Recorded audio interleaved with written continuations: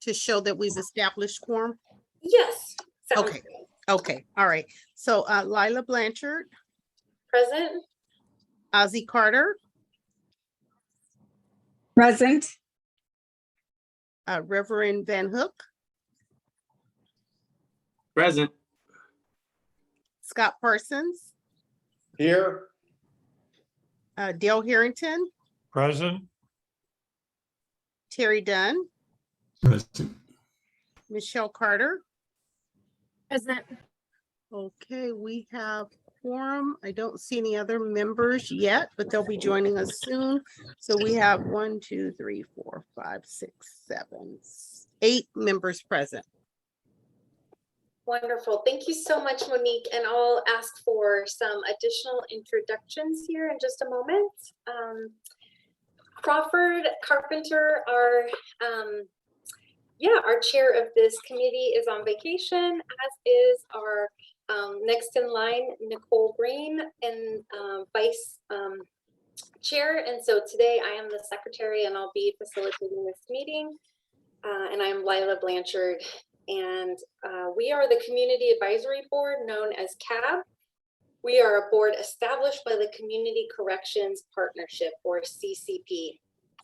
And let's set the table for board members and for those in the audience with some housekeeping items. For those in the public, that's folks not on the board, the folks that Monique just listed. Please keep your participation on mute until called upon by raising your hands. There'll be different times in the agenda that I'll call on ORJ staff, Office of Reentry and Justice, and also Jill Ray of the Office of Supervisor Candace Anderson's office. It's so great to have so many different folks here. We're going to have a wonderful presentation, and if you could put the agenda in the, actually, I believe the agenda may already be in the chat, and Monique is one. I can share it if you like. In just a moment. That sounds Okay. great. Okay. Yeah. So for those on the phone, please use *6 to mute and unmute, and we'll hear comments first from the board members and then from the public by raising your hand. And we're going to take a quick pause as we begin this meeting, this 2-hour meeting. We do have a full and packed agenda, and so we foresee that we'll probably be taking the full 2 hours, and we want to focus ourselves and hone in on our purpose, which is to advise the CCP by addressing the implementation of the county reentry strategic plan for Contra Costa County. And some of our responsibilities and grounding us in our responsibilities are reviewing data on realignment outcomes, advising CCP on engagement strategies, offering recommendations for ongoing realignment planning, advising county agencies regarding programs for implementation in the county, encouraging outcomes that are consistent with the county's reentry strategic plan. So you'll hear updates from subcommittees from our meeting later on in the agenda, and see that we have 3 different subcommittees that are part of our community advisory board. And we are so grateful to everyone who's called in today and excited for all of your participation. Grateful to the members of this community, and so appreciate your value and your time commitment to this important and worthy space. So let's get to today's business. And I don't know how much I was channeling Crawford there, but I felt his encouragement and his energy. And he's been very encouraging in helping set me up for this meeting. So we're going to go ahead and have introductions. We did a quick roll call, but we will do a brief introduction starting with board members and then staff. And then members of the public can introduce themselves by using the chat if you so desire. And then we're going to move forward in the agenda. So let's go ahead and Monique, if you could just call on each of the board members and just a brief introduction, your name, and anything that you would like to add about what brought you to this board. Okay, you can start off, Lila. Sounds good. I'm Lila Blanchard, and I have worked with Rubicon programs now for about 17 years. And in many of those years, I've worked with folks in reentry. And that I believe is, I love working with the reentry community, and that was what drew me to this board, along with what was happening in our nation and the deep need for reorganization and taking another look and really doing some hard work around systems and change and the criminal justice system. So that's me, and I know I wasn't that brief, so don't feel like you have to match that. Thank you, Monique, for calling the next person. Okay, Ozzy Carter.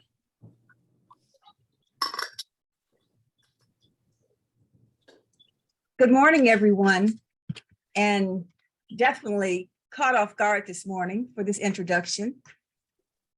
I am formerly incarcerated, African-American, mother and grandmother, and a recent graduate of Cal Berkeley. I am also a restorative justice advocate because of my reentry designation, reentry because formerly incarcerated, reentry because there was a gap in my education when I returned to higher education. So you can really tell where my passion lies. And it lies there because when I was paroled and coming back into my community, there were so many services that were not available. I had to go through the reentry process with my children, and it was very devastating. And now that I have a voice, I've gone from surviving to thriving, and I know what it means to sit on the other side of the spectrum.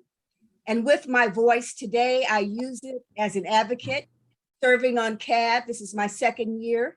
I'm also the vice chair of policy and budget, my second year, because policy is what makes an impact.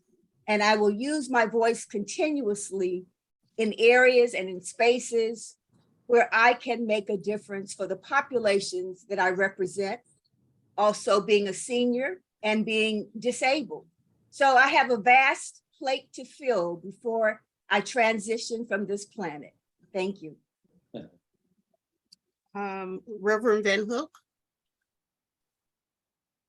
Hello, I am Reverend Julius Van Hook. I am currently working with the youth at the with the Contra Costa Probation Department and Spiritual Care as the Director of Spiritual Care and the Institutional Interfaith Juvenile Chaplain, working with the young people while they are detained, and also working with them when they get out, and working with preventative measures as well.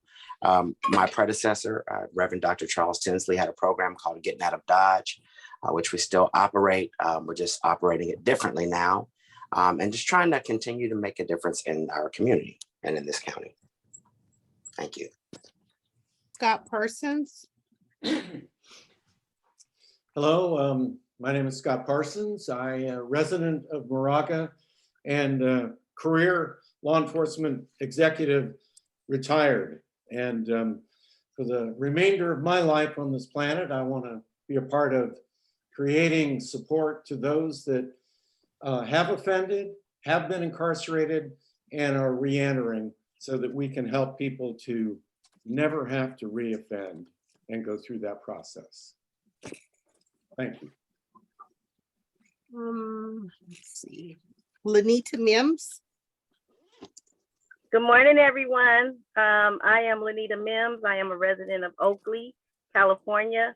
I am a wife of an incarcerated man who has been serving August 18th will be 29 years for a crime he did not commit. I am involved with the CAB because I too am an advocate and would love to see some change and some differences made with CDCR along with the other parts of correction. And Dale Harrington? Yes, I'm a member of CAB. I'm the chair of the Program and Services Committee. And my background as it relates to reentry was that I worked many years in Yolo County and Santa Barbara County probation departments. Okay. And let me see who else is present. Terry Dunn. Good morning, Terry Dunn. This is my first year on CAB, and I'm here because I want to hopefully have a positive impact on folks' reentry. Thanks. Okay. And Michelle Carter. Good morning. I'm a social worker. I work with incarcerated males in the prison system. I'm a SUD counselor social worker. I got involved with CAB because I have an awesome professor, but also because I see that we label people based on their behavior and who they know, and also that probation's not bad, police are not bad, and people are not bad, and we need to see them that way. Okay. So all of the CAB members have introduced themselves, and many people have introduced themselves in the chat. So for the sake of time, you may want people to introduce themselves in the chat, or if you'd like for them to verbally introduce themselves. Great. Okay. So if staff could verbally introduce themselves, and I just want to mention really quickly that Monique Tate is here from the Office of Reentry and Justice, and thank you for helping us facilitate this meeting. And then I also see that Alyssa Robinson is here. Alyssa, I can't quite read which supervisor's office you're representing. I'm with the Office of Supervisor Diane Burgess. Good morning. Good morning. Thank you so much. Thank you, everyone. And So Denise is here, Melvin and Jill Ray are also here.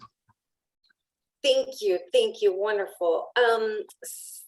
So you said Denise From and RJ. Melvin. Okay, great. So Denise is here. Hi, Denise. And let's see, where is Melvin? Hi, Melvin. Thank you so much for joining. Melvin, can you remind us of your title again? Yeah, I'm the Assistant Chief Probation Officer.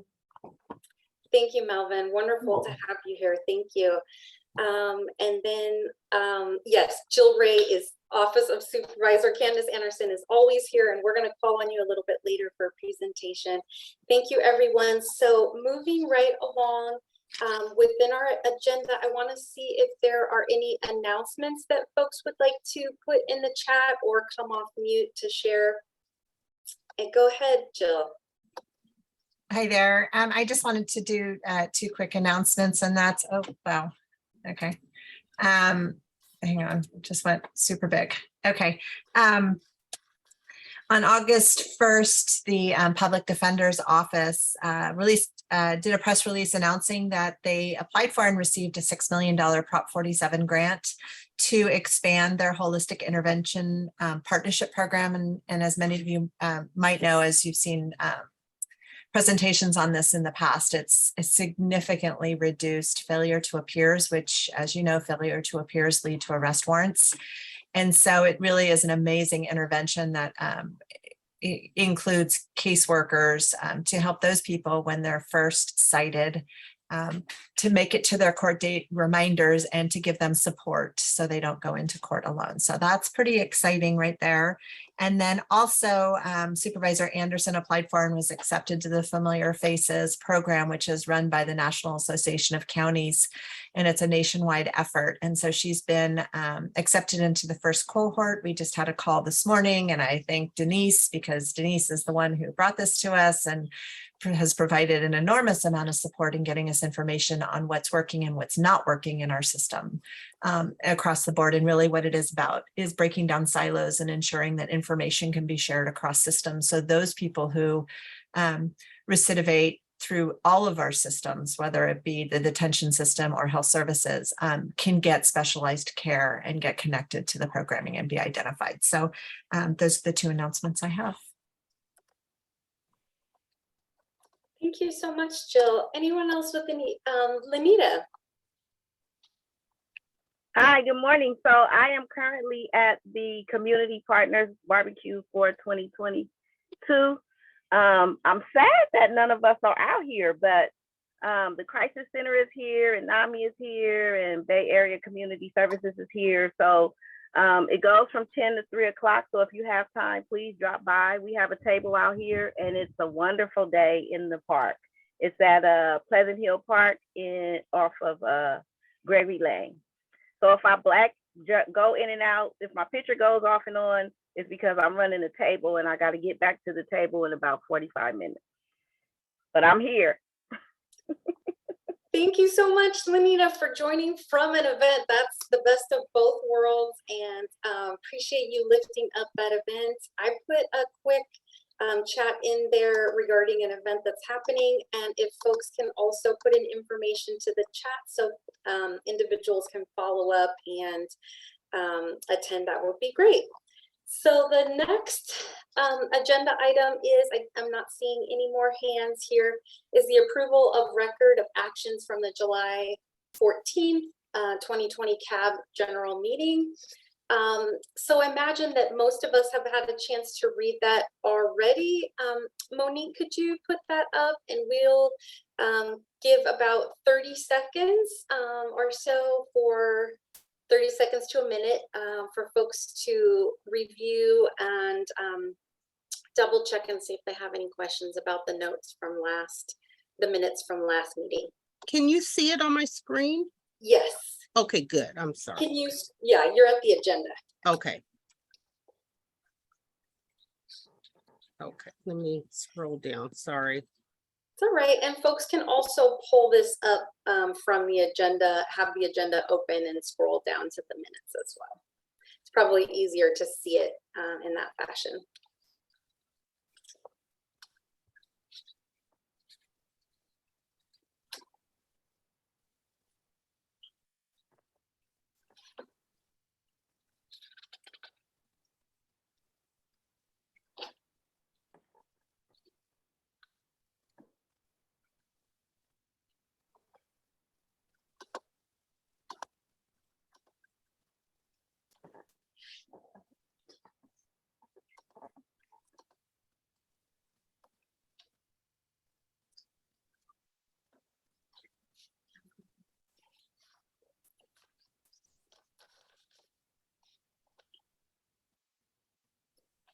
Do I have any motions to approve the minutes? This is Dale. I make a motion to approve the minutes. And Scott will second. Excellent. Any discussion by board or standing committee members?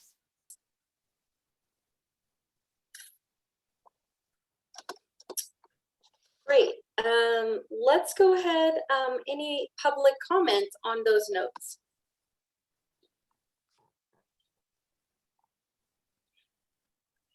All right, can you call a roll call for us, please, Monique? Absolutely. Lila, Yes. Ozzy, Yes. Reverend Van Hook,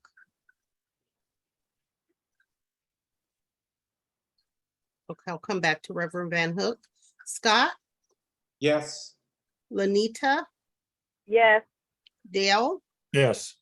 Terry, Yes. Michelle, Yes. and Reverend Van Hook.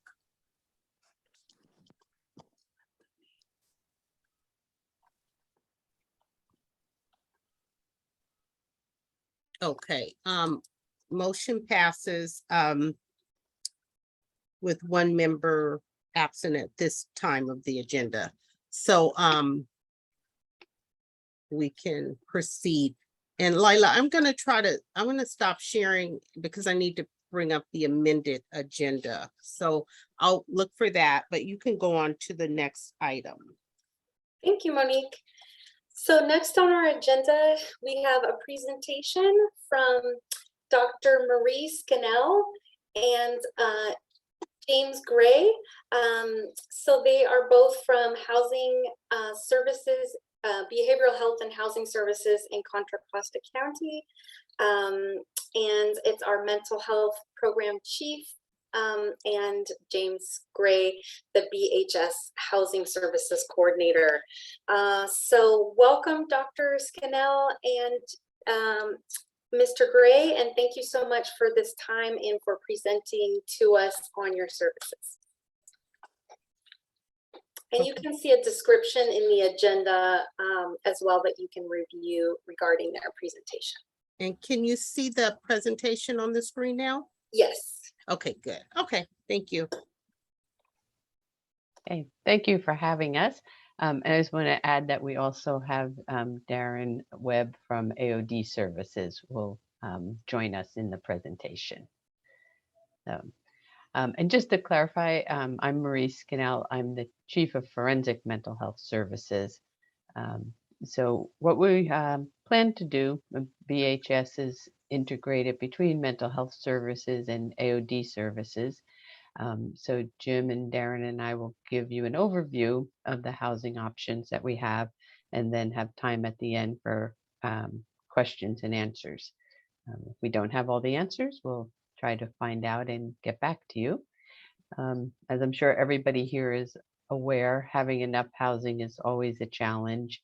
And unfortunately, it's not just limited to Contra Costa County or even the Bay Area. Counties statewide struggle with the challenge, as we do on an ongoing basis. So we'll start, like I said, by giving you an overview, and then have time at the end to take any questions that you have.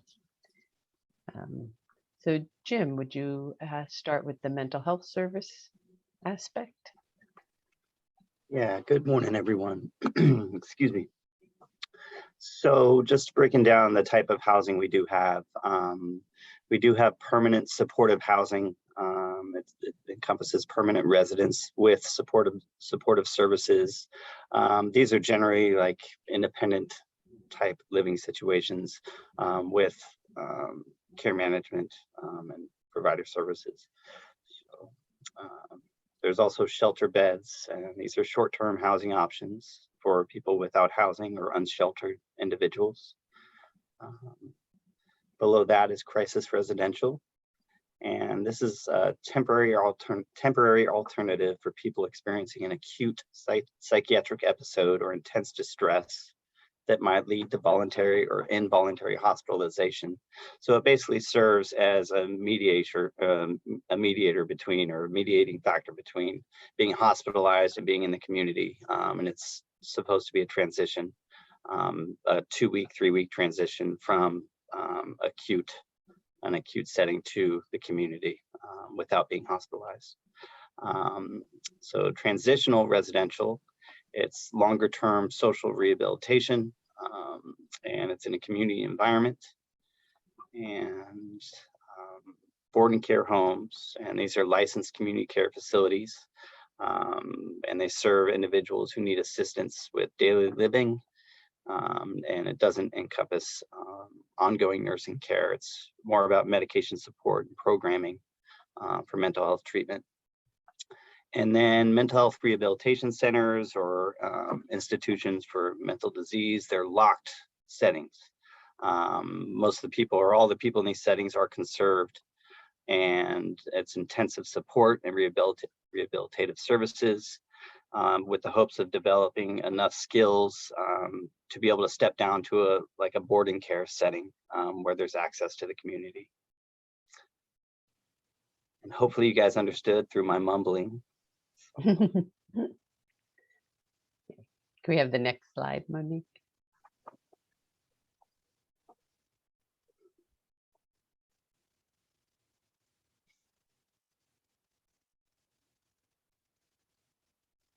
Yeah.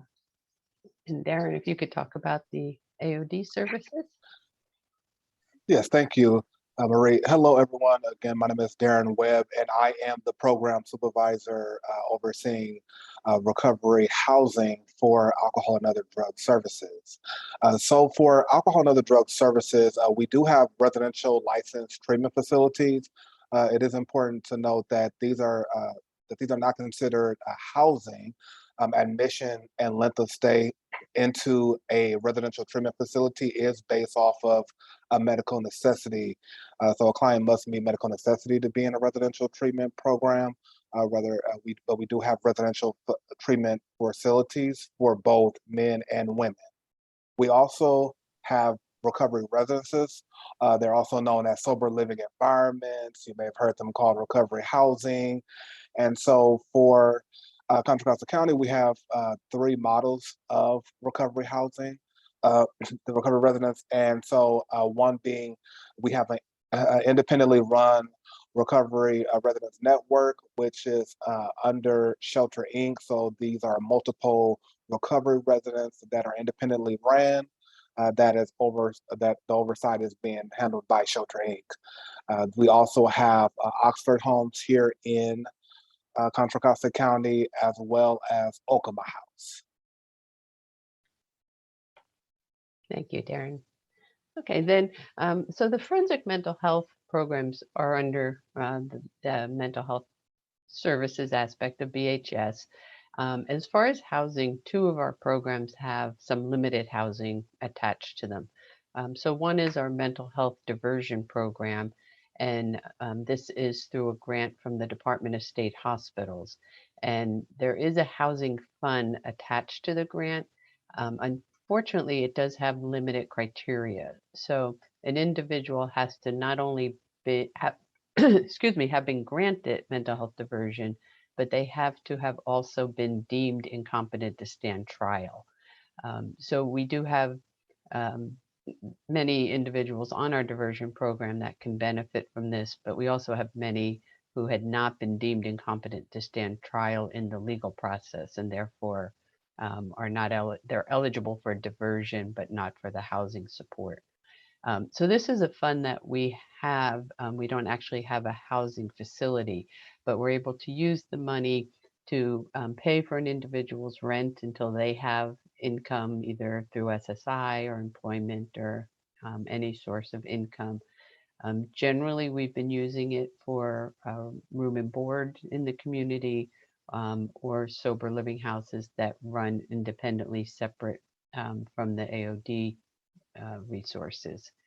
We've also been able to use it for hotel stays so that if somebody's waiting for a bed, but they're eligible to be discharged, they don't have to stay in custody. We can put them up temporarily in a hotel in the community. We can use it for individuals when they're getting ready for more independent housing to, if they need help with the deposits or first and last month rent, the expense that can be quite high initially. And we can use it for the kind of general setup costs. People come out of custody and they may have a place to go, but they don't have the basic, sheets, towels, hygiene, even food to get them started. So basically anything that's housing related, we can use this fund for if they meet that criteria. And then the other option we have through forensics, this should say assertive community treatment, my mistake there, not training.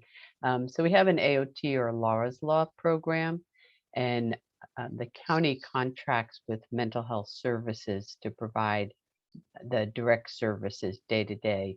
And they have master leased homes, which are located throughout the county. They have one in Antioch, one in Pittsburgh, and one in Richmond. And then they have a total of 20 beds, and the individuals pay rent most often from their SSI benefits. But this one is limited to the clients who are on the AOT program.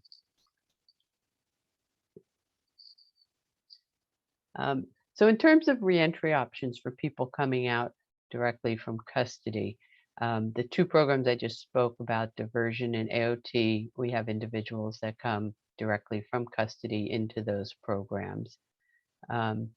Darren, do you want to speak a little bit about the AOD options coming right out of custody and also in custody? Yes, absolutely. So for alcohol and other drug services, our treatment programs take clients from custody. So we have the access line, which screens individuals and refers them to treatment services, including residential, and clients who are located at any of the county jails can call into the access line to be screened. And we have a counselor at the access line who also oversees and deals specifically with in custody referrals. We also have drug and alcohol counselors who are in the Richmond jail, and they also are facilitating groups there and also assisting clients as well. So all of our treatment programs, residential as well as outpatient programs, accept people who are in custody. Thank you. And then the third set of options through the general mental health housing gets a little bit more complicated at times. Jim, do you want to say a little bit about that in terms of people coming from custody? Just specifically to the mental health housing? Yes, yeah. Okay, yeah. So there are some limitations that we face with our licensed community settings and reentry from incarceration. There's community care licensing requirements that do create some barriers. And there's also owner-operator determinations of safety and liability risks that could present barriers. And then there's also agreements with the community where programs are located. Like, for instance, Pleasant Hill, if there's assaultive behaviors, one assaultive behavior within 6 months, that would basically eliminate that place as an option, or 2 occurrences of assaultive behavior within 12 months, that would also eliminate their ability to be placed there. You know, like current sobriety or drug use, a lot of places require 90 days of sobriety before someone can be considered for placement there. So those are a few examples of barriers that we do face with placement. Thank you.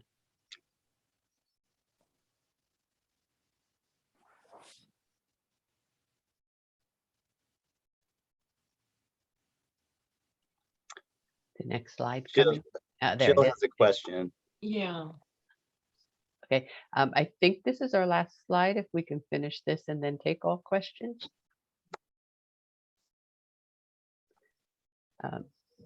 So this is just a very basic kind of the beginnings of a wish list of options that would help with housing individuals coming right from custody. So any transitional housing that individuals can come directly from custody and stay there to get services in place to increase their chances of succeeding in the community and decrease the risk of recidivism. Co-occurring treatment facilities. Most of the people that we serve struggle not only with mental health, but also addictions. Increase in crisis stabilization beds coming directly out of custody. And kind of reentry housing, reentry packages. I mentioned a little bit with the diversion program, but we definitely need more supplies for people when they come out to help them succeed. And then a big one is if there's options for transportation, so individuals can be picked up when they're discharged and brought directly to a stable housing situation, would make a big would be a big improvement for their chance to succeed in the community. Okay, questions?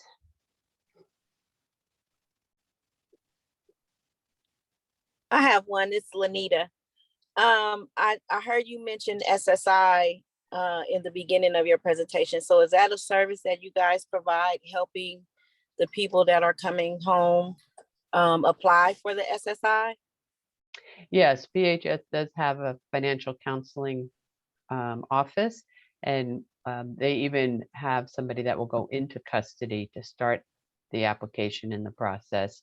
And then like at forensics, we get referrals from probation, and the probation officers can also refer directly to financial counseling. So yes, there's several options to help individuals get the benefits. We try to help them get them as quickly as possible, but they definitely run into barriers with the SSI process at times.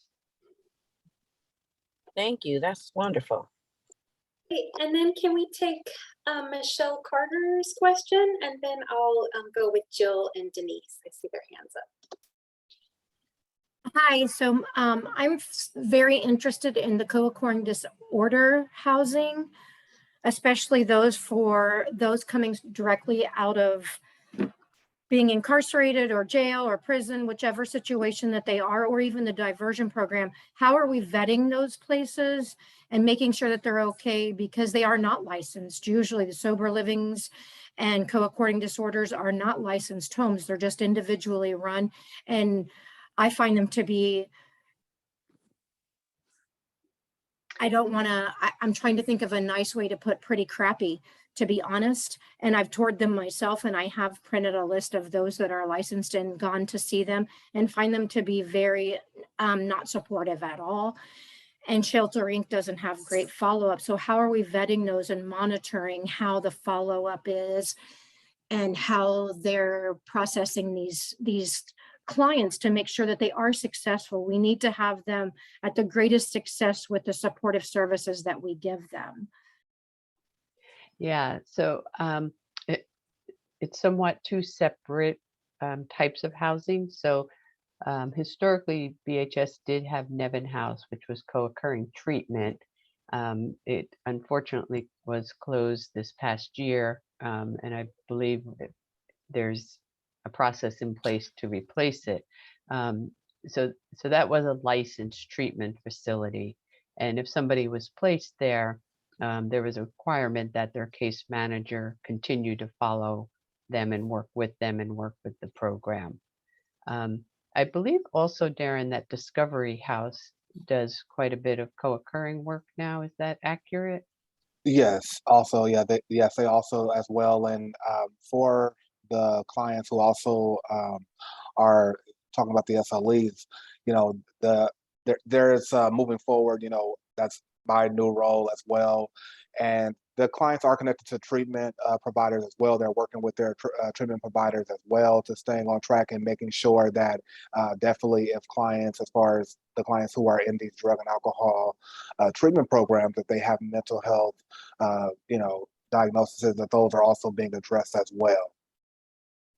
How are we making sure that those are being addressed? Because I know I'm working with 3 clients that Shelter Inc. has not paid for their housing for 3 months. They have no follow-up for permanent housing, and there is no follow-up for assistance with getting to and from appointments, which is part of the funding criteria, I believe. Yeah, so those kind of things definitely shouldn't be happening. I would definitely you can definitely reach out to me, Michelle, after this, and we can definitely get that squared away. We have contact information for you guys coming. Yeah, I can put my contact information in the chat. Thank you so much for those questions, and thank you, Darren, for all of that, answering all those answers and fielding those right there and making that connection. So I will go with Jill and Denise, and then we'll go to Dale and Beverly. And Lila, just to be respectful of the board, I will defer to any board members before I ask my questions. Okay, perfect. Dale, go ahead.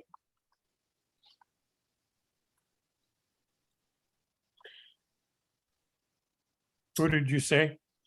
Dale, you can go ahead. Oh, okay. Yeah. And if anybody else on the board has questions, please raise your hands, and then I'll call on other folks with their hands up. On the forensic mental health programs slide, one of the slides, it mentions that hotel stays while waiting for more permanent options. And I was wondering if there are adequate hotel rooms that are available. And also, I know that hotels vary in their cost. But I was wondering if the hotels are making any adjustments in the price that they're charging. Yeah, so for the diversion program, we try not to use the hotel option and have somebody be able to move directly into more stable housing. So we've used it minimally at this point, and we're just paying the rate that they have, that they offer. And it depends, the hotel itself, which one we use depends on the location that's best for the client. So like if they have family support in the community, we try to place them close to family, or if they're involved in a particular outpatient AOD program, close to that program. So we do look at the hotels as very short term because it's generally not the best option for somebody. Okay, thank you very much. Yeah. Any other questions from members of the board? And then we're just going to take these 3 questions for folks who have their hands raised. Thank you for spending additional time with us. Yeah, Marie, Jim, and Darren, we're so grateful for all 3 of you. So go ahead, Jill. Yeah, on 3 slides back, Marie, or whoever's running the slides, if you could go back to the reentry options. I had a question on that one. There was the AOD that was described, and then below that, there was the behavioral health, mental health housing, and then there was one in the middle, the forensic health, that said 2 options, but I didn't hear any detail on that. I'm curious about that second one. Okay, Monique is getting us back. Yeah. You're gonna go backwards, I think 3 slides. Okay, I'm working on that, Jill. Let me. Okay. I think, But I mean, Marie, you know what the slide said, yeah. Right, yeah. So what it was referring to was the diversion option and the AOT option. And so those programs both have individuals directly from custody discharged into the program housing. Oh, okay. It wasn't additional ones. Yeah, it might have looked like it was something. Okay, you were just doing an overview. So then my other question was, this reentry housing needs transportation from custody discharge directly to housing. My understanding is the Crossroads program is doing that, as well as our core team when they're notified, as well as the Reentry Success Center. And I just want to be sure that you're connected with all 3 of those. And if this is an additional need for transportation, I mean, rather than add another level of transportation, perhaps there could be looking at those 3 programs that are already providing it to see what further needs along those lines.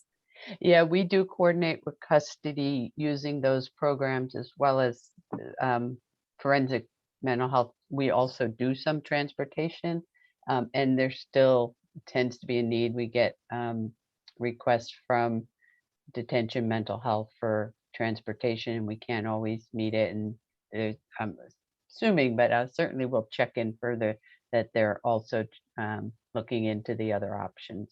But they are aware of it, and we are aware of them too. Thank you. Question. Thank you so much, Denise. Yes, hi. Thank you, Marie and team, for providing these options for the population, the reentry population that we serve. One comment that I would make is that what we have seen is that a lot of individuals returning to the community from custody do not want to be served through SLEs. The regulations and the rules surrounding sober living environments are too much like custody for them. And so we have moved at least our AB 109 funding for housing to more evidence-based programming for this population that surrounds a programming model of housing first. And you know, the way I understand housing first is that it looks a lot more like a transitional housing or a permanent supportive housing with wraparound services that don't mandate sobriety, but that meet people where they're at and provide those services. So when you know, Marie, you spoke about the, in the mental health services, one of the first programs that's available is permanent supportive housing. But I also noted that it wasn't available for the reentry population. Is that correct? I think you might be referring to two different housing options. So through the mental health services agency that does the AOT program, the housing is master lease housing and is available right from custody.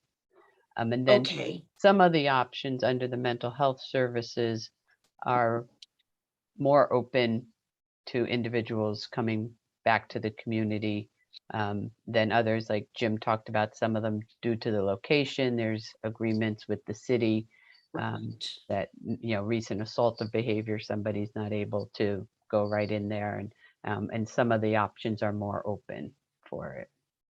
I would just add to that. I think the confusion is, Denise, that the CBO that provides AOT, the name of their company is Mental Health Services. Oh, I'm sorry. Okay, thank you. So Jill. it's not Mental Health Services. That's actually the name of their, it's the ACT team.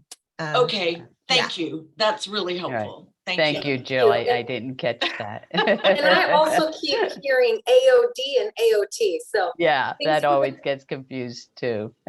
And the AOT program, though, only has 20 beds available. Is that's what you said? So there is presumably a wait list for that program? Well, the program maxes at, from their contract, to have 75, a census of 75. Okay. And then there's 20 beds available. And so at times, yes, there is a wait list for that. And then many of the individuals on that program have other housing options as well. Okay. But AOT is not held if somebody needs a bed. They still will get AOT services, even if they don't get a bed. Absolutely, yes. Got it. Got it. Okay. And then some of the people in AOT are homeless. Not everybody is housed on that program. Right. You know, looking at your list of needs, I guess one of the questions that I have, and this speaks to how do we get more housing and services for this population, because the needs are really great. We haven't reported this out yet, but our recent Game Plan for Success report showed that over 50% of individuals that are participating in Game Plan for Success, which means they're getting ready to return to the community, have housing, are basically homeless. And so how do we match that huge need with what is in the community without having kind of dedicated programs for reentry individuals? And I wonder, you know, the programs that you're talking about seem to be broad for the community overall, which is great, but I wonder if there isn't, you know, a need for housing that is directly related to the reentry population at within this broader spectrum, in addition to AB 109 funds, because clearly the AB 109 funds do not meet the needs. Yeah, I would say absolutely yes, that is a need, and it's an important question and a big question, and unfortunately not easily answered question. I know. And just for clarification, this slide is not based on data. This is more of a wish list. When Patrice had first asked me about doing this presentation, she was saying some focus is on what needs to be added to current housing for the reentry population. So this is not an official list based on data. It's more of a wish list from my experience of what we've seen. Yeah. Is there any activity with Measurex funds that would allow for some of the housing that is to be dedicated towards the reentry population, and particularly for those with maybe chronic behavioral health problems? Marie, can I jump in and answer this one? Absolutely. Oh, please, Jill. Please Today do. at 1 p.m., the Measurex Housing Trust Fund stakeholder meeting, their first meeting is today to discuss what to do with that. You know, right now it's 22 million, it's $10 million allocated initially, $12 million every year to develop that trust fund. And the parameters of how it will be used. So it's important to have that reentry voice in those meetings today. And I put the link in the chat. Thanks, Jill. We'll make sure that we're there. Really appreciate it. And Marie, Thank you, I'm Jill. sorry, one final question. The CAB presented or had their annual survey or semi-annual survey, or not semi-annual, biennial survey. I get confused about every other year. And one of the things that came forward in that surrounded the MET teams and concerns that the MET teams were not fully staffed with forensic mental health clinicians. And I wonder if you could speak to that a little bit, because as you know, as my understanding is that we've moved from 4 teams to 6 teams this fiscal year, but last fiscal year we did not have full staffing for those 4 teams, and yet we are going to 6 teams.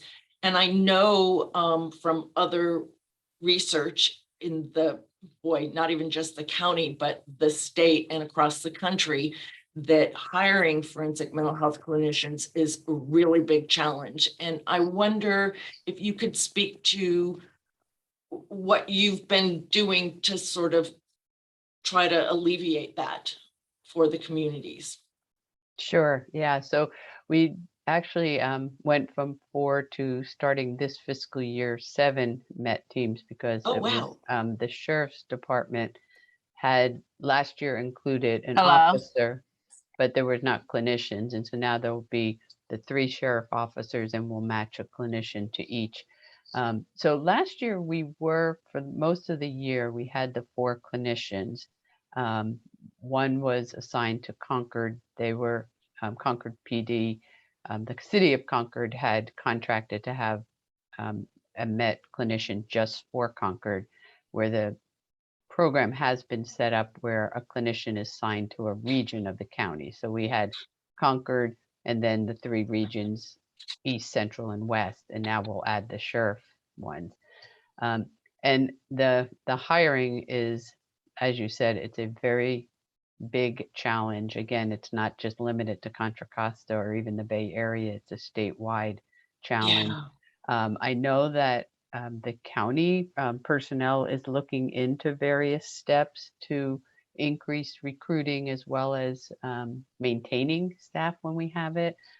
Unfortunately, I don't know the specific plan that they have to give you specifics on it. But it is a very big challenge, and it's not just with the MET program, it's across the board. Yeah. I would expect that it is a challenge for you across the board in these kinds of services. And so that leads to lags in services and all kinds of problems. So I don't envy your role. Fortunately, with the MET program, we do with the clinicians we have, and clinicians from other programs chip in, so that we're still able at this point to respond to all the referrals from the local law enforcement. It may just be taking a little bit longer to make that initial contact. Yeah. But staffing is a huge challenge for all the mental health programs. Thank you. And I'm sorry for having so many. So back to you, Lila. Thank you, Denise. These are wonderful, wonderful questions and exchanges. And this, I think, will, really actually help us out later on in the agenda when we look at survey results and, other important things that we'll be discussing. So, we are spending, much more time on this right now than we thought. We have one more person and one more board member. And so let's take these two folks' questions. If you can stay with us a little bit longer, Marie and your team, that would be wonderful. So go ahead, Beverly. Good morning. Good morning. Hi. My name is Beverly Cloudy, and I'm with the Extended Arms, and we have a shared housing, like transitional housing. And I'm new to this. Today's my first day being invited to this meeting, and we need to know, how do we reach out to the community in Contra Costa County to get our beds filled up? Because there's a great need when you see people sleeping on the streets. How do we get these beds filled up when there's a great demand for it, and we have 2 houses in Contra Costa County? If you wanted to email me, I'd be happy to set up a time to talk with you. Sounds like a great opportunity for us. Sure. My email, if you Hold go on to one the second. last slide, will have my email. Okay. That's perfect. And thanks for inviting me to attend your meeting. Thank you so much for coming, Beverly. And I'm so glad that that connection just happened. We want these resources to be utilized. And, you know, same for me at Rubicon Programs. I can put my email in the chat there. We are often looking for folks, maybe a little bit farther down the line, looking for housing, but it's such a huge need. And so thank you for offering that up for us. Okay, great. Terry, go ahead. Hi, Marie, thank you for the wish list. Working on and thank you all for the presentation. You know, working on the Program and Services Subcommittee, you know, we're going to be making recommendations about where funding might go. And I realize that this is a wish list you just put together. I'm wondering if there might be a follow-up step that might include some details and some dollars that you might suggest that we could discuss. Yeah, certainly I can bring it back and work on a more sort of formal proposal. I'd be happy to do that, and we could touch base if there's certain like specific guidelines of information that you would need. Okay, yeah, thank you very much. And yeah, we can communicate through Monique Tate. Great, thank you. Might be the most expeditious. Okay. Thanks for all your help. Great, thank you. I think that's wonderful. And, you know, we've come up with problems of putting AB 109 money towards housing. And so if you have solutions in that specific area, you know, we would love to hear them. You know, and ORJ staff can speak more about some of the, you know, barriers with funding and funding housing. Thank you. All right. Well, I just want to give a round of applause for you all in your work, and what a heavy and amazing time to be doing this work. So please be encouraged. Please continue. Please, you know, please and thank you for connecting with us today and sharing about all of the work that you all are doing, and really these emergency and, you know, support mental health services and housing services that you're providing in our community to folks in reentry, and also families and individuals outside of reentry. Great. So I'm going to move on to the next agenda, and folks are welcome to continue to stay on with us. The next agenda item is it's titled Introduction to Lived Experiences, and we have a few topic suggestions in there. So that's employment, housing, mental health, and support services. And, you know, we had quite a bit of discussion there on the last two. But what this agenda item is really to, so we can still see your screen. You're probably coming back to something else, Monique.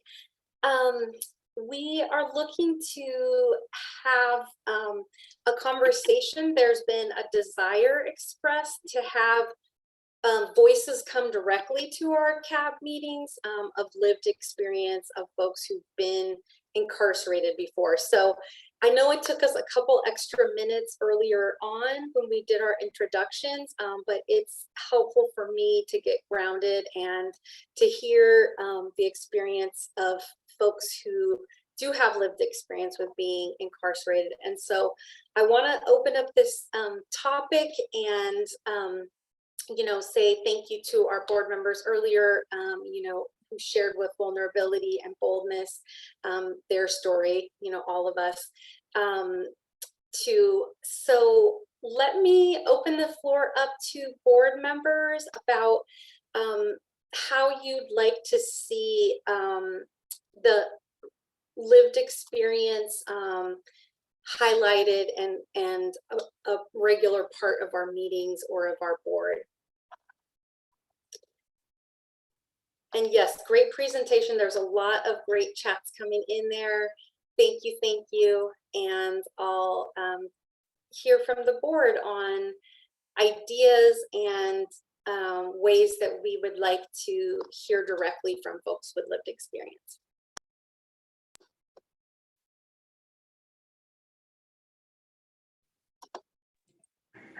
Hey, Lila, Dr. Cole, when you say how, you mean in reference to presenting at the meeting?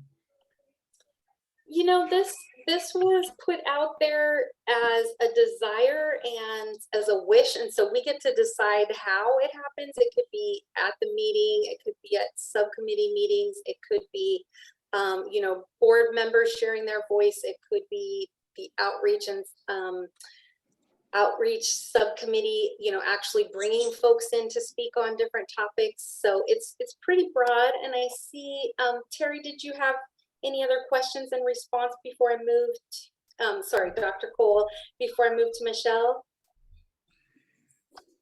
Not a question. It was just kind of getting an idea around what we were constructing and moving forward with that idea.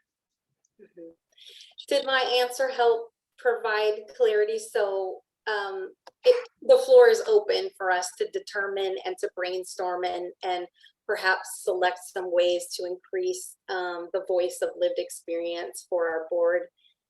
And okay, so I think I saw Dale's hand. I thought I saw somebody. Oh, Michelle, sorry, Michelle, and then Scott, and then Dale.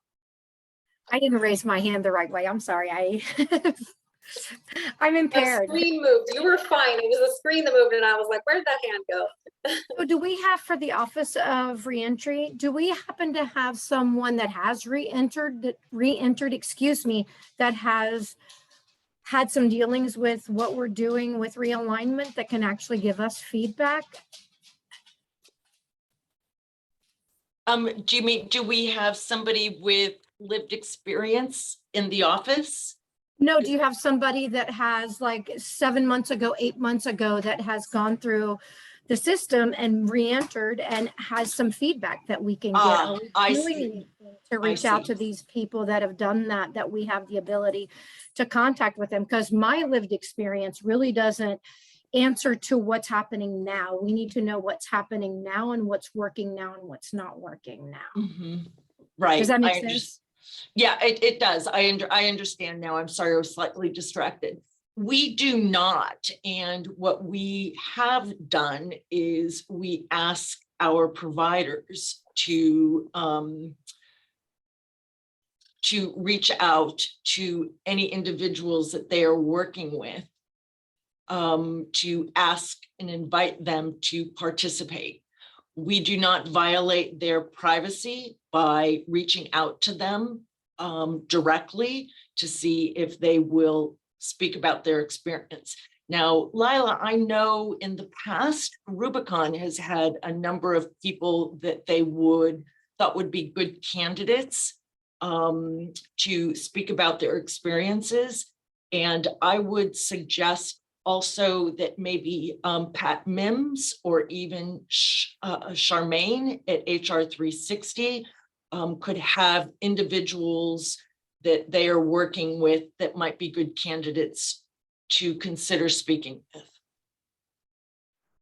Great idea and response. Thank you so much, Denise. You're welcome. Scott. Is there a way to make people feel more comfortable about stating their negative?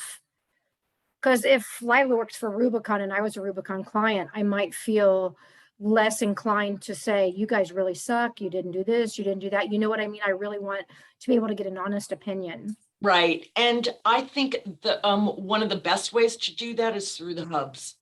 Because if you go to the RSC or HR 360, you're more likely to get individuals who are being referred to other agencies, and then you might see some of the bumps in the road that they have experienced. And I know we've had bumps in the road recently with COVID and with other housing kind of services. So we have, we know that has come through with our AB 109 data reporting, but we don't have individuals that we can reach out to say, can you tell us more about that? That comes through another mechanism. So for example, that might look like, Michelle, somebody gets referred to say Shelter Inc., like last year when Shelter Inc. was one of our providers, and they primarily have sober living environments. And this is where we learned that individuals, they're declining it. They'd rather be on the street or in the park than have to be in a sober living environment, because the rules are so stringent in many of those environments that they remind the individuals of being in custody. And so in many ways, what ends up happening is individuals are re-traumatized in their living environments, and they don't want that.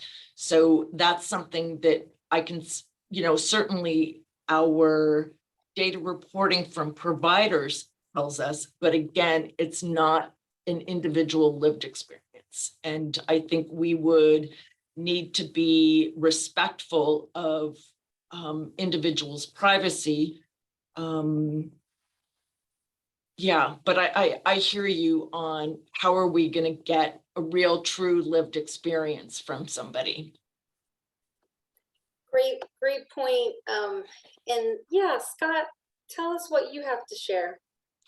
Well, I just wanted to reinforce the importance of the feedback that we would receive if somebody was willing to, in a sense, waive their privacy right and want to come share with us, good, bad, or otherwise. It doesn't have to be just necessarily a win of the services rendered for reentry, but if there was a failure, or as Denise put it, bumps in the road, which to me, that's all roads.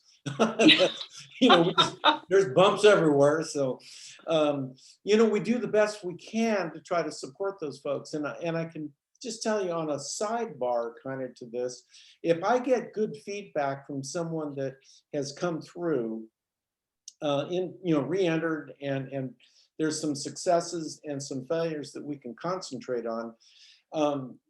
We can also focus outside resources that maybe haven't been realized yet to the county to support that. And I just think of the Rotary Club that I'm in. They're very excited about the supporting reentry. It's just that, okay, where do you support reentry? And getting direct feedback would be helpful for me to report back to Rotary and say, hey, it's a scholarship or it's packages for reentering. That was very interesting to me. The need expressed earlier was reentry packages. So I just would love to hear some good feedback from someone that has gone through reentry and been benefited by our programs, or not. Thank you, Scott. That's it's a good reminder for us. And I also like, what Michelle was speaking to earlier, that we may not want to rely solely on, the nonprofits that are funded by AB 109 or the ORJ team, and, different, what is it that we want to bring in and Scott, I fully agree. Ideas and fresh, unfiltered experiences, and that takes a lot of vulnerability. And a participant, or excuse me, a community member or a board member, may want to speak to that. So we're gonna go Dale and Terrence, and then Jill. Okay, thank you. Yeah, Scott, I agree with you in that we need both sides from these people. What worked for them, how successful it was for them to accomplish or achieve the service, but also any recommendations they have for how it can be improved. Because we can end up winning with both sides of those. Thank you, Dale, for that thumbs up for their experience. And Jill, go ahead. Does Terrence not have anything to say anymore? Terrence, did you change your mind? I saw him put his hand Hey, down Jill, really fast when I said Terrence. Jill, I do, Jill. So, but you can go ahead if you want to jump in. Since Oh, you're no, there. you're I a can board, wait till you're done. you're a board member. You have preference. Go for, okay, got it. I was yielding my time to you, so I'll go forward. So yeah, Lila, so two things. One, and Denise, maybe you can, I guess, speak on this as well with some of the CBOs. So maybe there's some task force that's already developed with lived experience individuals. Maybe we can invite them if that's available, number one, and then begin to corral a inventory of checklists of ideas of beginning to outline the idea of what we want to see or gather from this group. The second part of this, it begins to get convoluted when we begin to look at individuals who have never actually presented to an audience that may feel uncomfortable, that may have some stagnation about sharing their information. We don't want anybody to feel that way because they're already up under a lot of different other stresses. So we want to be able to have some people with experience within the group setting that can speak on some of these pros and cons in this different area. And also begin to those, and there are some out there that want to have a seat at the table to begin to share that's in the community and to be able to invite those individuals, whether it's through a CBO, whether it's through some of the agencies that's already contracted or not in Contra Costa County to maybe saturate some information out there for people to join and giving them an invite. So those were the two things that I was thinking of and moving forward. I don't know, Denise. I would think that some of the CBOs have already constructed some task force on the ground to help develop some of these things that's already in process. As far as I know, that hasn't happened. I mean, Lila, Rubicon would be the agency that I would think is most likely to do that. What I was just gonna speak to is that we have a connections team, and our connections team goes to Sacramento, connects up with other reentry advocacy organizations to sponsor bills, to advocate for things, and our participants are the driving force of that. And so we do have participants, who've been on task force for different things, but not specifically with the county for reentry. So, there's a racial justice task force that we participated in. So that, our connections team comes up.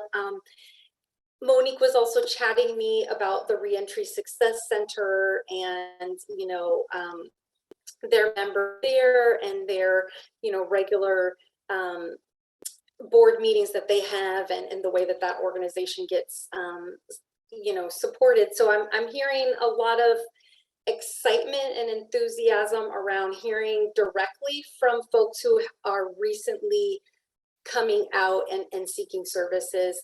And then Terrence, Dr. Cole, anything else, or should I move to Jill? No, thanks for that and the insight. And I think that something to consider if it's not there is to begin a task force, if it's not created yet. Maybe, the board can create a task force to start that and begin to think around what that looks like and how we define that moving forward to help with that kind of census around these individuals, whether they're coming out, experience, mentor, whatever the circumstances are moving forward. Something just to think about, put on the table for later, table that for later, and have another discussion about it. Thanks. I love that, Dr. Cole. Let's, have this show up on the next agenda in some ways. I think also because some of the folks who wanted to get this on the agenda weren't here at this meeting. And so there might be some additional items that come up next time we meet. Lenita, I see that you're chatting a great idea here too. Do you want to come off mute and talk about that, or should I just, Sure. I just love the way how Dr. Cole put it so eloquently, that I too believe that maybe it should be some type of committee that comes up with some tips and some considerations and figure out how to make it happen in a kind of a strategic way. I did put the outreach community out there on blast with it. Maybe we can talk about it in our committee meeting on Tuesday and try to find ways that we can, come up with to present to the board. If not that, maybe the programs committee could, I see Dale putting something in the chat now. Maybe the programs committee could come up. I would be willing to lend my hand and service to all of that. So I'm definitely interested in doing that work. Thank you. I see a thumbs up from Dr. Cole, and yes, let's get our subcommittees involved in this. And I, think that maybe that's something that's been missing from the outreach committee for quite some time, right? Is bringing the voice of the community. I mean, there's outreach and we get folks on the board, and then folks have that voice on the board. And then what would it be like to also bring in, the community in different ways, and folks who aren't on the board to speak as well. Okay, Jill's being super patient. I see Michelle's hand up one more time. Michelle, go ahead. I'm sorry, one more time. So I know that I'm in Solano County working. I know that Options has the contract for reentry. That would be someone that I would consider to be pivotal in getting the person that's going out into the community to contact us. Is the ombudsman program that's actually in there someone they can contract to, someone that has recidivized and back in there, and why they think they have failed and what programs worked and didn't work? There's got to be some way to make it to where it's not going, oh, right, well, they did this wrong and they did that wrong, because we need the honest truth. We can't have the, well, Rubicon referred me, so I'm going to tell you the good things that, you know what I mean? I really want to get a clear picture so we can make it work. Great point. And hey, somebody from another county, right? They're talking about another county. No, I'm just playing. Yeah. Go ahead, Jill. I would just add a couple things that are happening in our county. The Behavioral Healthcare Partnership, which some of you might be familiar with, Teresa Pasquini, who some of you might be familiar with, started it many years ago to address the issues at Psych Emergency Services. And they, at every single agenda, have a space for lived experience. Sometimes that's brought forward by somebody in the group. Sometimes it's actually somebody who's invited into the meeting to share their lived experience, and just having that space there. And it could be something that worked well, and then sometimes it's something that didn't work well. Just having that space there in every meeting, I think it is so important. And to add to that, there's also the, I'm not sure what happened to the Voices newsletter, who's doing that. Who's creating that, but I think that's a platform that already exists where they're collecting news stories and lived experience in our detention system currently. So if there could be a connection with that, if it's still happening, I think that's a great way to do it as well. And then there's always, video. If somebody at the Reentry Success Center or this task force wants to create some sort of a platform where they could video somebody's story and share with the group, is another way to do it if they're willing to share that. Great ideas, Jill. I would say that the Voices newsletter, as far as I know, is still being produced, and maybe there's been a little bit of a lag recently because of our RFP process, things along those lines. But it's the intention is that it still is going to be produced and distributed. But I really, personally, I really like the idea of making space in each meeting for lived experience. And, you know, that could be just a short 5-minute conversation or a video, as you say, but it can be more casual than, you know, a large group of people or results, so to speak, coming forward. So great ideas. Wonderful ideas. Thank you. You know, I know earlier on I kind of put some folks on the spot, and I don't want to do it again. And so I don't want folks to feel like they're put on blast.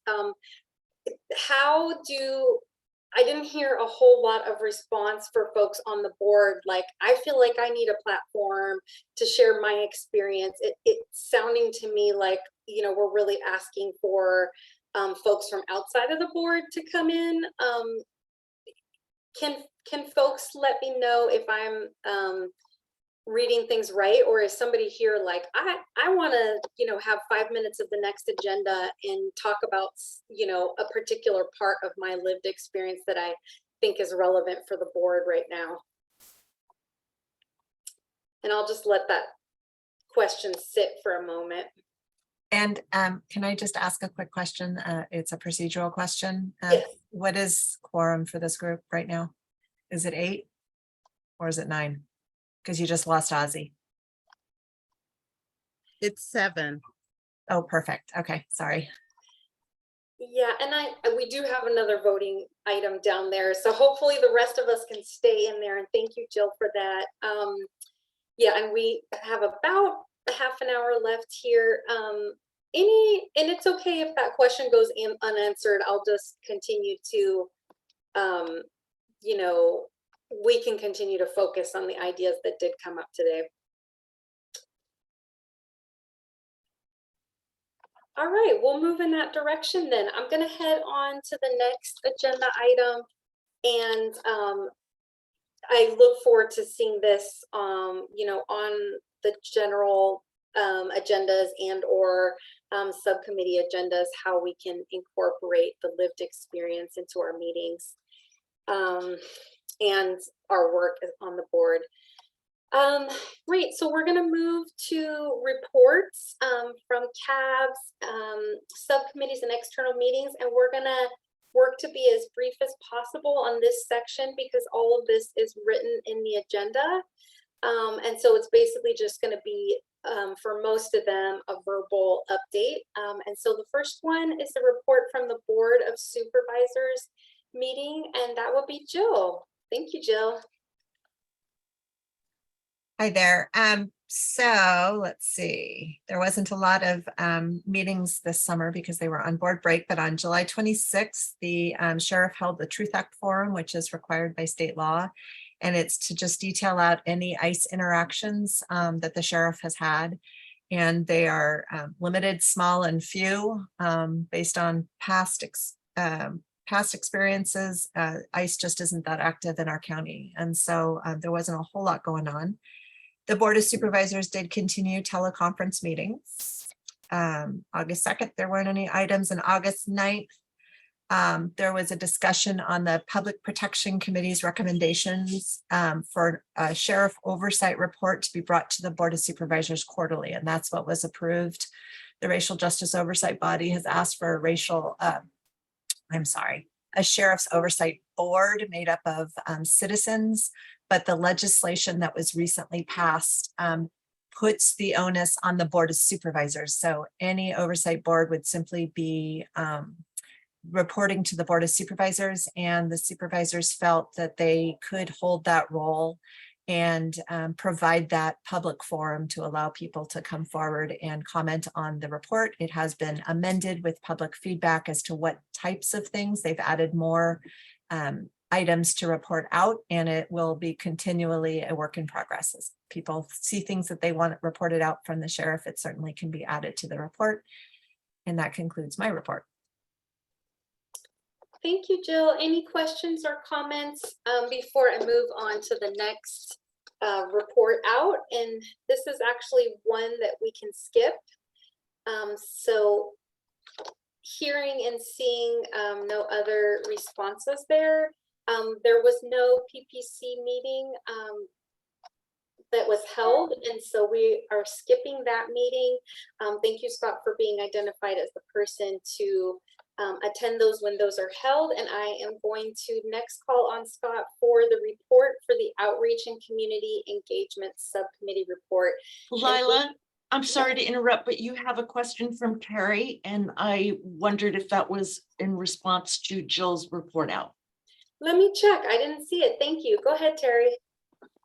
Thank you so much. Yeah, it took me a second to find the button. Jill, I just wanted to ask for a little clarification. I was reading the paper this morning. I'll just put that in quotes. That discussion about the sheriff's oversight, the mechanism for the transparency is that the sheriff will review the information, compile the data, and report out his own information.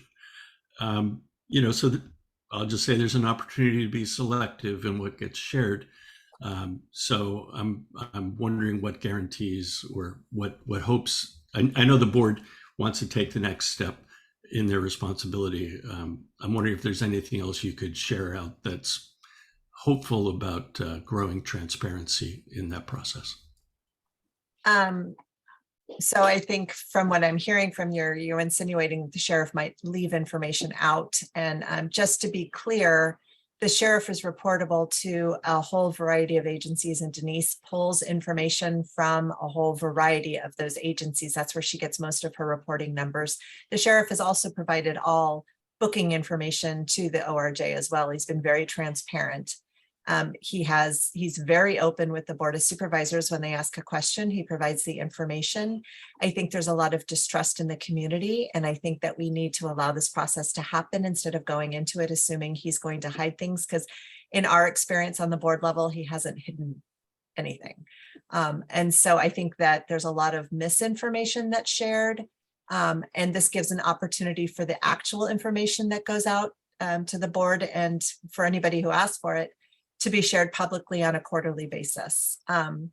And so we have not experienced the sheriff hiding any information. And so that is an allegation that is repeatedly made and yet has not been able to be proven at this point.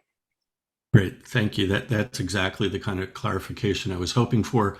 I wasn't making an assumption about his behavior, but I do recognize an opportunity for abuse that we always hope would not be taken.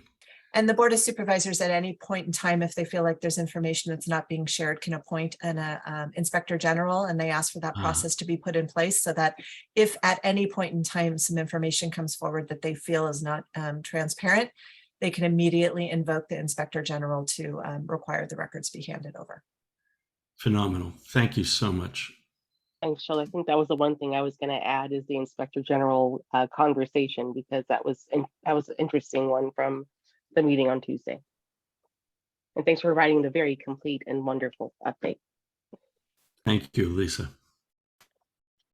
Thanks, everybody. So let's turn it over to Scott Parsons for the. Yep, go ahead. You know what you're doing. Well, maybe we'll find out here.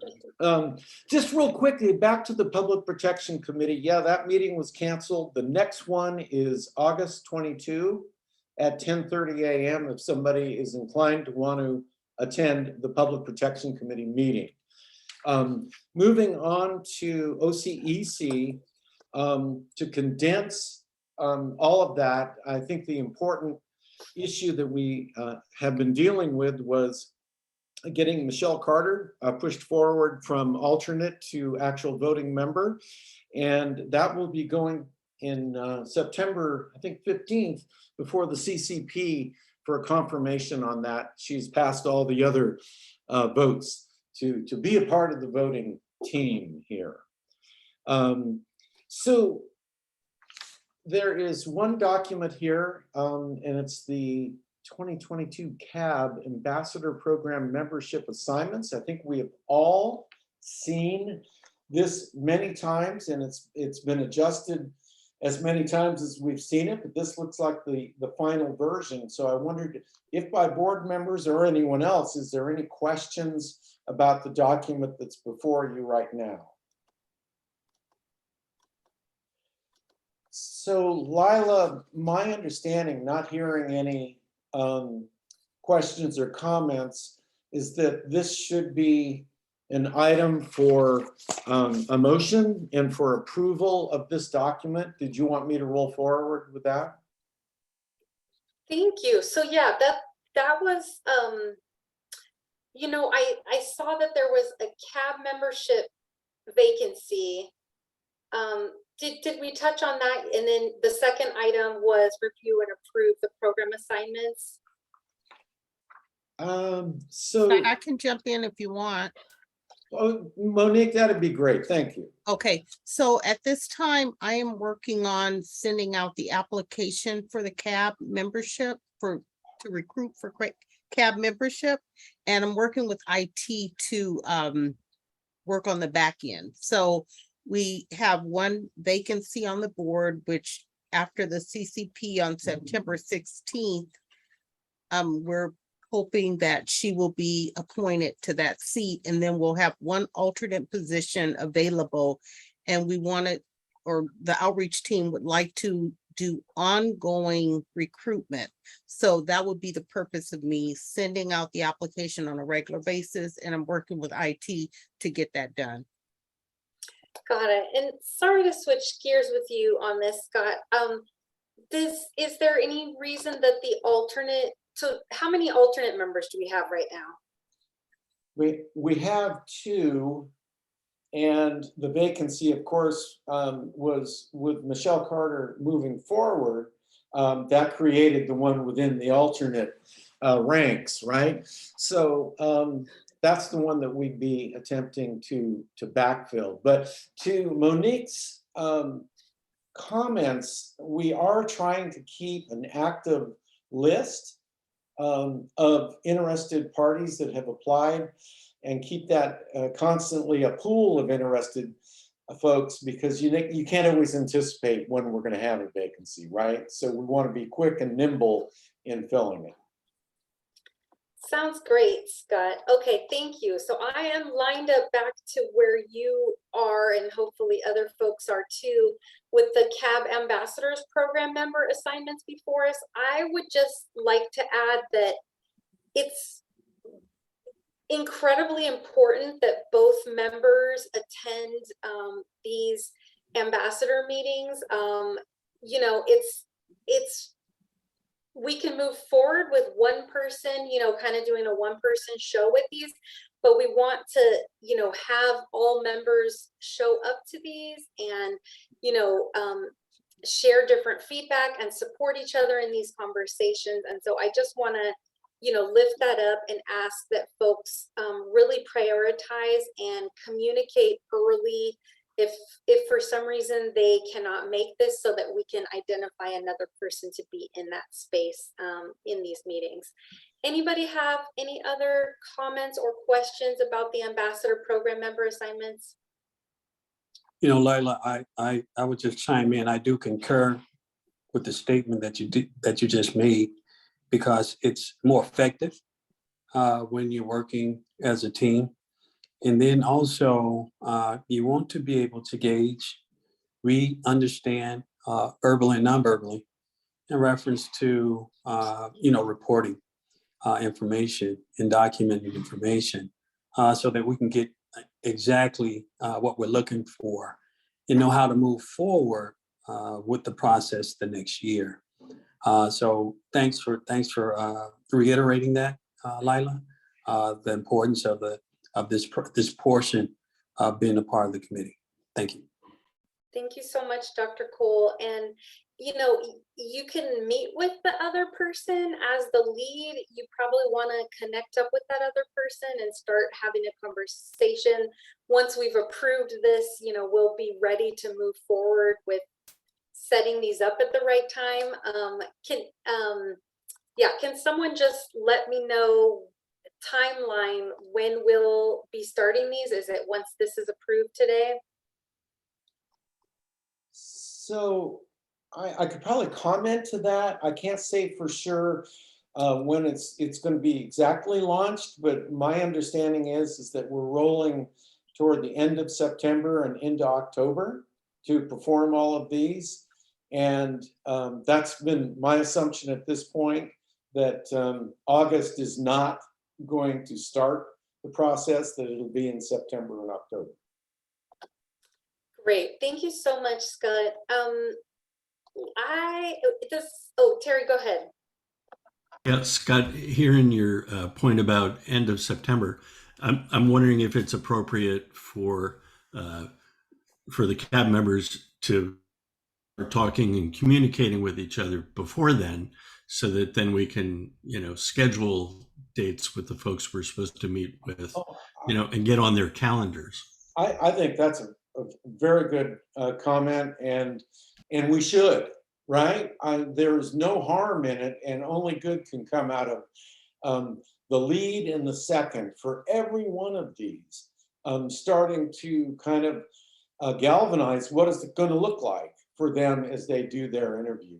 So yeah, I think when I was answering for when I think we're actually going to execute the interviews, but that preamble is very, very important. And I just didn't want to get too far out in front of Crawford, because I know Crawford, you know, he's going to want to, put his fingerprints on that. So.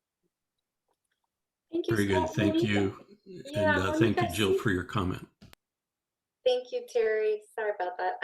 Monique, I see you're unmuted. Did you want to add anything to that? No, if Scott didn't provide the information, I was going to state exactly what he said. It seems like we're shooting for the end of September, October, but definitely after the approval of this assignment list, the members are welcome to connect with one another. There won't be any quorum issues with the two individuals, and start strategizing how they'll move forward. Wonderful. And I imagine we'll get an email from ORJ too with the talking points and just, you know, a refresh of the process as well. Yes, I could definitely send out some information for you. Thank you, Monique. Do I have a motion to approve the ambassador's assignments? So I'll make that motion if you'd like. I move that the CAB approve the 2022 Ambassador Program member assignments that we see before us on the screen. Do I have a It's second? Lanita. Oh, go ahead, Lanita. I'll second it. Thank you, Lanita. Monique, can you do roll call for us on this? Yes. Lila, Yes. Dale, Yes. Scott, Yes. Terry, Yes. Dr. Cole, Aye. Lanita, Yes. Michelle, Yes. and I'm not sure if Joel is still here. I think he had to leave. And I know Ozzy has had to leave. And is Reverend Van Hook still here? Yes. Okay, yes. Okay. So the motion passes 1, 2, 3, 4, 5, 6, 7. Motion passes with 8 members. Thank you so much, Scott, for that excellent presentation and vote and all that work. And we're excited about the ambassador assignments. Yay. Right, so we are gonna hear like a brief, you know, kind of 1 minute for each of the remaining meetings here, you know, kind of including questions, so that we can move on to our last agenda item. So next is Dale Harrington with an update on programs and services. Yeah, I'm just going to comment briefly on 2 things that are on the report here. The first one is the top bullet and the valuable information that Christina has been providing to us. And then in the second bullet, there was much discussion about implicit bias training. And Jill Ray really filled us in on a lot of work that has been done on that. So that's really important for us to proceed on. That's the end of my report. Thank you, Dale. Any questions for Dale? All right, thank you, Dale. And great job with a quick representation of what happened. And next is Ozzy Carter for the Policy and Budget Subcommittee. And Lila, I don't know if it's appropriate for me to read it because Ozzy had to step away and I recorded the minutes for that particular meeting. I think that's fine. Yeah, Okay. go ahead and look. Okay. Yeah. I'll be brief. Policy and Budget met on the 15th of July, and some of the highlights were Patrice provided an update on the policy and budget and the policy brief. And so both the committees, policy and budget and programs and services were referenced, provided for the mental health services presentation that we had today. And then Patrice also provided an update for the budget proposal. And one thing that I want to say is that in preparation for the CCP meeting on September 16th, the members, the full body CAB members that will be attending, this would be your time to state any requests that you would like at that meeting. And this is aligned with the meetings that they've had as far as responding to recommendations and the staff responses also. So that concludes this report. Thank you so much, Monique. Any questions or additions for the Policy and Budget Subcommittee meeting? All right, so we'll move on to the Council on Homelessness and Dale Harrington. I can see he's already unmuted and ready. Thank you, Dale. Yeah, I think that the information is pretty brief here and it's available for everyone to look at. And so there's a lot of activity by the Council on Homelessness and a lot of attention being paid to it. And we even had discussions today in the presentation. So if you have a chance to attend the Council on Homelessness meetings, I would recommend that you do so. Any questions or comments for Dale and the meeting for the Council of Homelessness?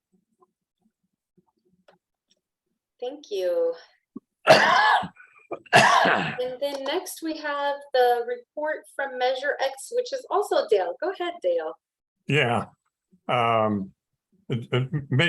Measurex meetings don't necessarily cover much focus on reentry, but it's helpful to attend those meetings, and there is a lot of money, Measurex money, that's available in our county. So just point out they discussed the Measurex Community Advisory Board fiscal year 2022 to 2023 annual report, and the use of funds should be backed. And could you, let's see.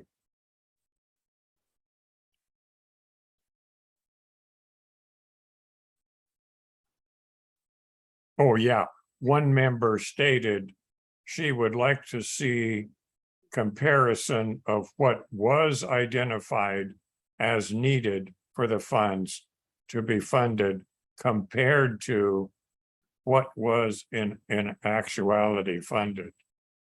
because what we get is just information on what was funded. And I thought that was a good comment. And that's the end of my report.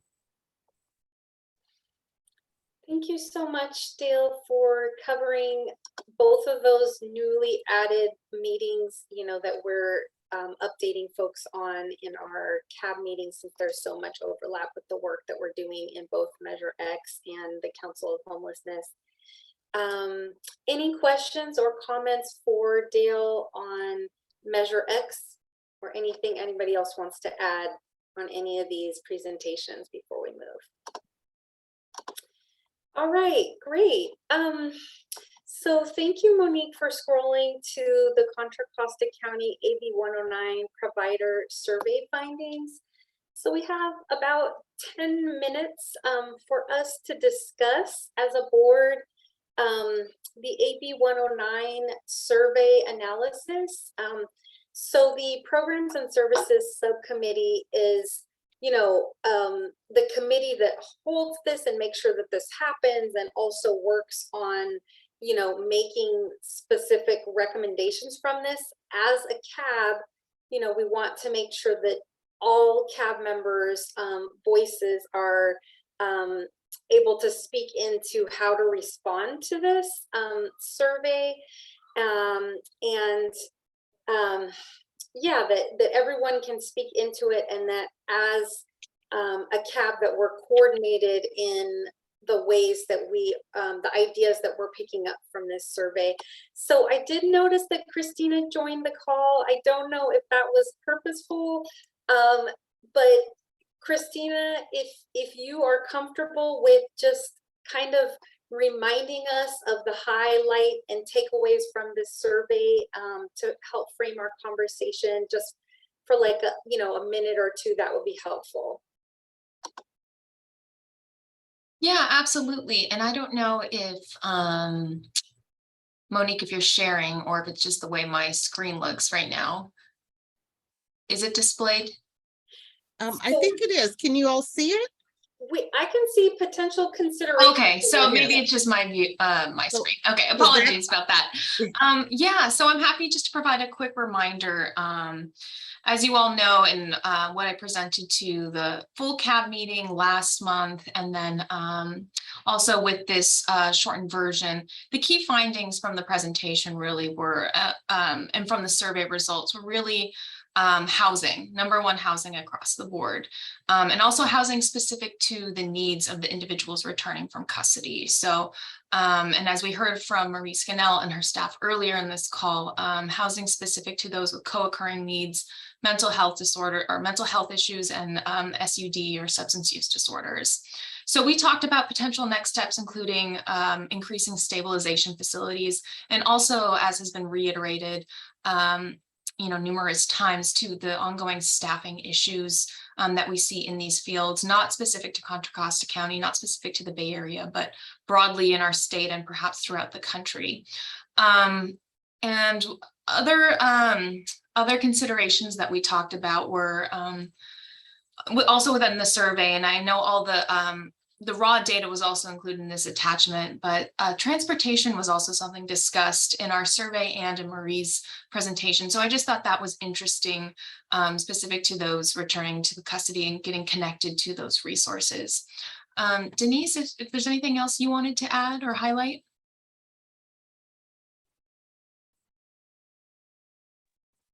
No, I don't think so. I think you've got everything covered. Much for that. That is excellent.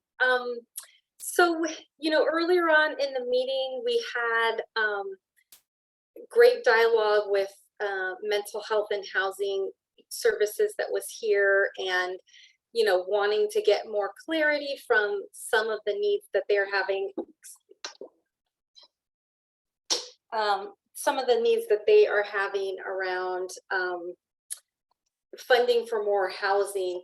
I want to just hear from the members on the board and hear if there are ideas or potential considerations and next steps that you want to make sure that we all champion.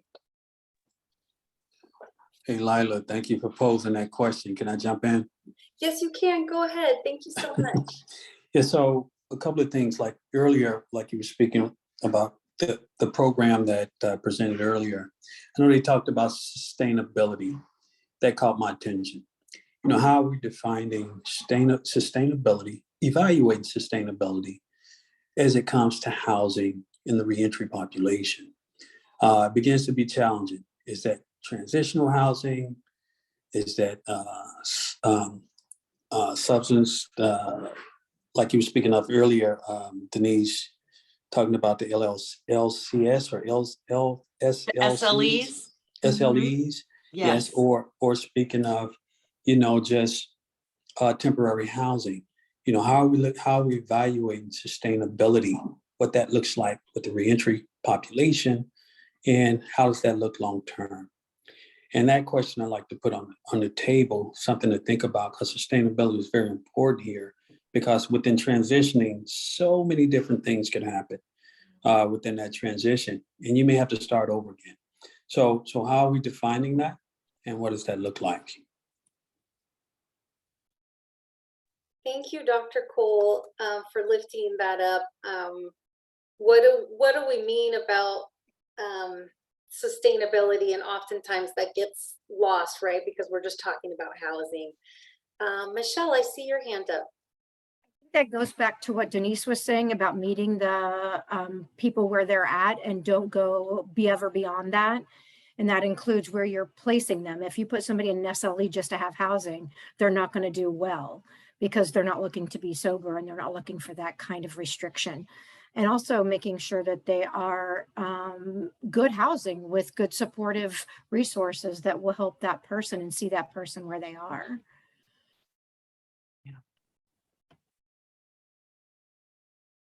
Thank you so much, Michelle. Anyone else on the board have any comments about what they'd like to see us focus on in the potential considerations?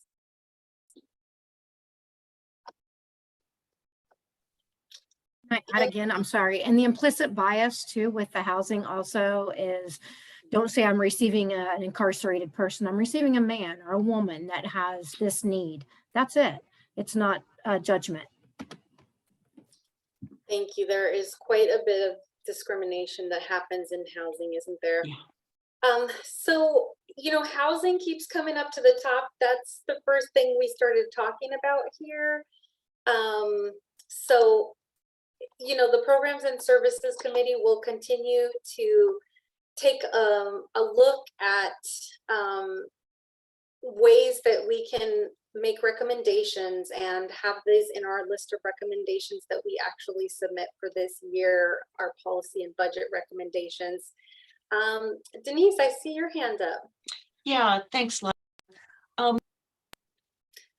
I think one of the things that we might want to consider, or that this body might consider, is attending the Measurex housing meeting that Jill so graciously put the link to in for today.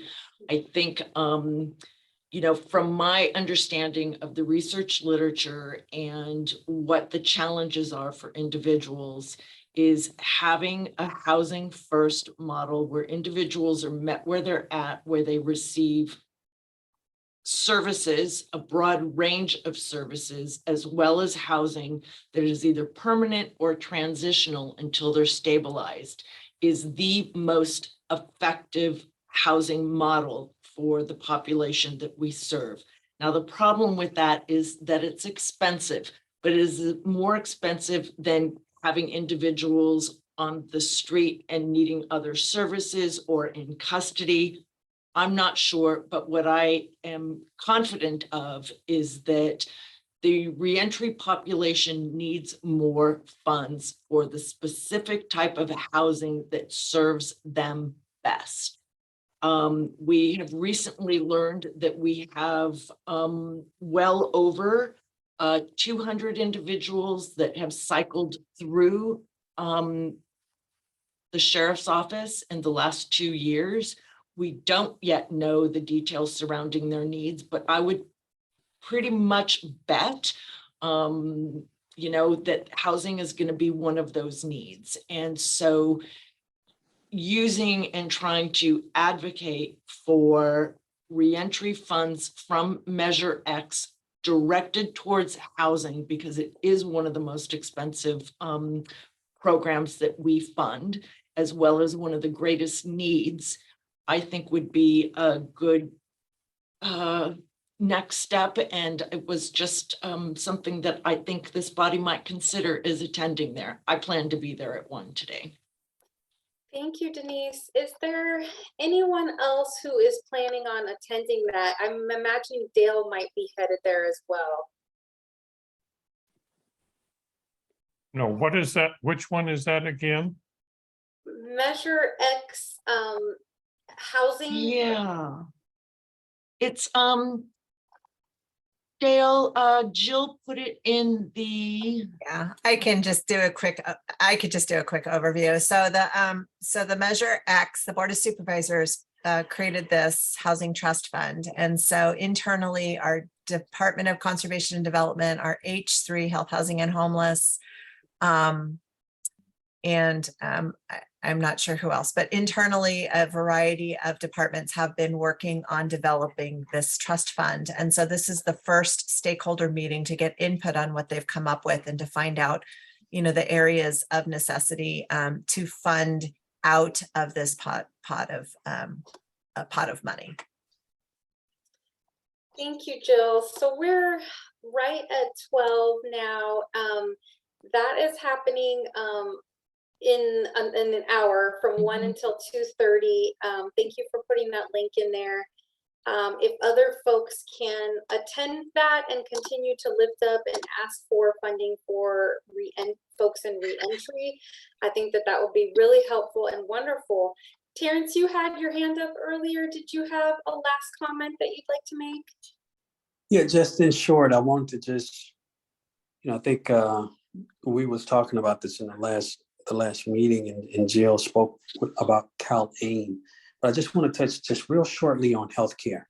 Once that housing is put in place, once it's stabilized, what does healthcare look like, and how do we get these individuals access as we're dealing with the social determinants of health?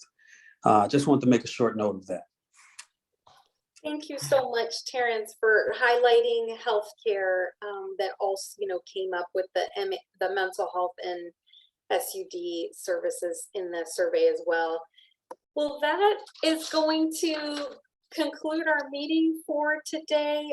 We've had some next steps percolate throughout the meeting, and we're going to adjourn to our next general meeting on September 8th from 10 until 12. And you also have other next meetings that are upcoming on your agenda that you can view. Monique, do you need anything else from us before we adjourn? No, I don't. It was a great meeting. Thank you, everyone. Take care, be safe, have a great Thursday. Thank you. Bye-bye. Bye-bye.